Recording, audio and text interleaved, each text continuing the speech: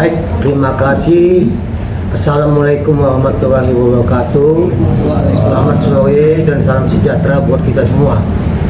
Pertama-tama kita mengucapkan puji syukur kepada Tuhan bahwa sidang pidana pembacaan dakwaan tadi telah dilaksanakan di Pengadilan Negeri Jakarta Selatan.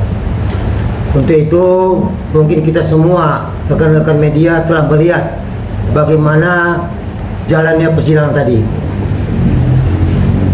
Menyangkut masalah hal-hal menyangkut masalah pidananya, kami persilahkan rekan kami Zulkifli untuk menjelaskannya. Silakan. Baik ya, terima kasih pada rekan-rekan media. Jadi tadi pagi jam 10 mulai ya. Acara materi adalah dakwaan terhadap Nikita Mirjani sebagai terdakwa dan Ismail Marzuki sebagai terdakwa. Kemudian di dalam persidangan tadi memang kami tidak hadir, tapi kami tetap monitor. Intinya dakwaan yang dibacakan oleh jaksa penuntut umum itu sesuai dengan ajas pasal 143 ayat 2 KUHP bahwa dakwaan itu bersifat cermat, ya, kemudian jelas dan lengkap. Nah, 3 unsur ini harus ada di dalam dakwaan itu. Jadi dakwaan yang jelas, cermat, jelas dan lengkap itulah yang dibacakan oleh jaksa penuntut umum dari Kejaksaan Negeri Jakarta Selatan. Nah, kita lihat tadi dalam persidangan terdakwa duduk mendengarkan, kemudian ada penasihat hukum, ada jaksa penuntut umum. Mewakili kepentingan klien kami, Reja, adalah jaksa penuntut umum. Nah, dakwaan yang akan dipaparkan nantinya, dakwaan yang akan dipaparkan tadi adalah uraian unsur dari perbuatan yang dilakukan oleh kedua terdakwa tadi. Semua diuraikan, itu adalah hasil dari penyidikan dari polisi, mulai dari penyidikan, kemudian barang bukti, saksi. Nah, itu semua disebutkan nama-nama jelas siapa-siapa yang terkait dalam perkara itu. Kemudian bagaimana perbuatannya jelas. Kita lihat tadi ada pasal berlapis ya. Pertama pasal ke-1 tuntutan tentang ITE. Kemudian kedua berkaitan dengan pencemaran pasal 369 ayat 1. Ketiga dan itu mengikut, maksudnya mengikut adalah TPPU. Jadi 3 dakwaan, 2 berlapis, 1 TPPU itu sudah jelas dan kami yakini itulah fakta perbuatan yang dilakukan oleh kedua terdakwa tadi, sehingga hakim pun mendengar apa yang dibacakan oleh jaksa penuntut umum. Itu aja mungkin yang bisa disampaikan. Bang, di dalam persidangan juga tadi kita mengatakan bahwa banyak yang dimanipulatif, contohnya rekaman yang dipotong-potong. Menanggapi hal itu mungkin gimana, Bang? Iya. Bunyi unsur dari 143 ayat 2 KUHP itu adalah cermat, jelas dan lengkap. Nah, lengkap itulah. Jadi kalau semua diuraikan ya mungkin tidak lagi ada cermatnya tadi, tidak masuk. Tapi itu 3 unsur tadi sehingga bukan terpotong-potong. Nanti di dalam pembuktian akan kelihatan, terurai, terbuka.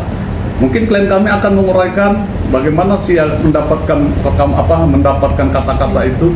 Dan ada bukti, mungkin akan dibuka nanti melalui media atau melalui bahasa dari isi apa yang jadi dalam uraian dari rekaman itu akan terbuka semua. Jadi nggak ada yang terpotong-potong. Kalau menurut kami itu. Memang dalam dakwaan juga ada pasal yang berbeda. Ternyata ini dakwaannya pasal pencemaran nama baik. Pasal pencemaran nama baik. Iya. Nggak ada ya tadi yang intinya. Nah, intinya gini ya. Hasil dari penyidikan itu semua kan tertuang oleh jaksa penuntut umum. Jaksa penuntut umum inilah yang akan membawakan ke persidangan, meyakini segala perbuatan itu berkaitan dengan apa yang didakwakan, pasal-pasal berkaitan dengan dakwaan tadi, dan itu diyakini, ya itu yang maju, itu yang akan dibuktikan. Kalau tadi kata bahasanya ada perubahan, ya jaksa tidak akan pernah merubah surat dakwaan karena bukan lagi penyidik untuk maju untuk mempertanggungjawabkan dakwaan tadi, tapi jaksa penuntut umum, ya penuntut umum ya, bukan saya. Penuntut umum lah nanti yang akan membawakan pasal ini dan dia yang membuktikan. Itu deh. Artinya Tadi membantah bahwa tidak ada yang dimanipulatif gitu maksudnya. Gitu gimana? Tidak. Semua uraian fakta perbuatan yang ada itu berkaitan dengan unsur-unsur pasal yang ada dicantumkan di dalam dakwaan itu. Tidak lari dan tidak tidak ada unsur manipulasi dakwaan lain dihilangkan, dakwaan lain dimasukkan. Tidak.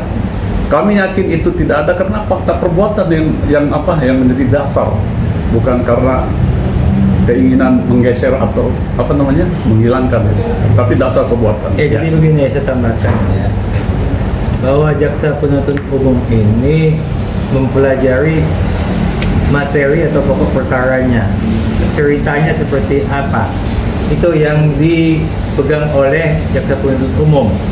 Ya. Materi perkara inilah yang disusun seperti apa susunannya, riwayatnya, kemudian pasal apa yang betul-betul mengena kepada perbuatan itu. Ya, tadi dikatakan ganti-ganti pasal, ini bukan masalah ganti-ganti pasal, bukan ganti-ganti pasal. Pada saat pelapor membuat laporannya, itu kan ceritanya hanya singkat. Ya, kalau diketikan itu paling nggak sampai 1 halaman, setengah halaman, hanya dilaporkan intinya. Sehingga pihak penyidik, kepolisian itu hanya menangkap cerita pendeknya. Tapi begitu diselidiki, disidik, ternyata ceritanya itu panjang. Ya, sampai kepada dikirim ke kejaksaan, makanya ada P19 itu kan dipelajari kembali supaya disusun kembali pokok perkaranya yang disusun. Baru kemudian jaksa penuntut umum mengetahui pasal apakah yang tepat untuk dakwaan. Jaksa penuntut umum itu tidak serta-merta menerima saja apa yang dilaporkan oleh polisi. Dia lihat dulu pokok perkaranya seperti apa, kemudian dia cocokkan pasal apa yang bisa dipakai itu dakwaan. Sebab kalau dia ikuti saja apa yang dikatakan polisi kan waktu di awal itu kan penyidikannya belum lengkap, ya. Jadi tidak ada perubahan pasal itu tidak ada. Hanya disesuaikan dengan fakta perkara yang diperiksa. Itu intinya. Jadi bukan pasalnya yang jadi pokok permasalahan, tapi adalah perkaranya yang jadi pokok permasalahan. Jadi maksudnya pemerasannya dia.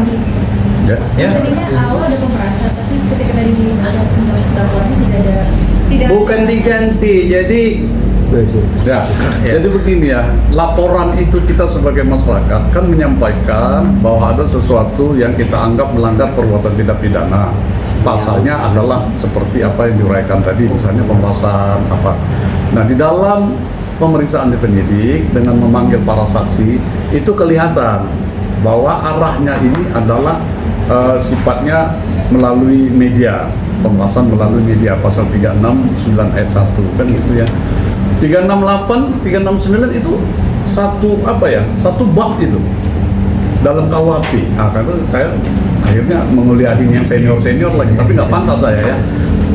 Itu satu bab, hanya menempatkan dengan beberapa saksi. Nah, yang paling tepat itu di 369 ayat 1, bukan di 368